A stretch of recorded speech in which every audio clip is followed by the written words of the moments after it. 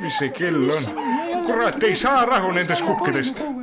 Ossa, nüüd ma saan teada, mis mu hamstrite nimed on, sest et keegi küsis, mis loom sul on. 2 emast minihamstrit nimedega Ploom ja Virsik. Ploom ei karda mind üldse, näiteks kui teen puuri lahti ja panen käe sisse, siis ta ronib mulle pihku ja tahab välja saada. Virsik kardab. Ma tavaliselt lasen Ploomil oma toas ringi joosta, see nii nuinu, kui näed ta väiksed jalgus siblimas XD. Vau, aga tegelikult pärast tuli välja, et Ploom oli üldse isane ja tegi Virsiku rasedaks ja siis sealt läks kogu lugu. Kuidas see klišee iga kord on? Türa, I swear to God, nagu fucking, ma olen mingi sitcomi hakanud vaatama ja türa, kui seal on mingi 2 petti, siis alati, või noh, see on mingi hamstrid, whatever, kuradi guinea pigs, kõik on alati niimoodi, et üks on emane, teine on isane, aga siis arvad, et mõlemad ühes samast liigist. Ne?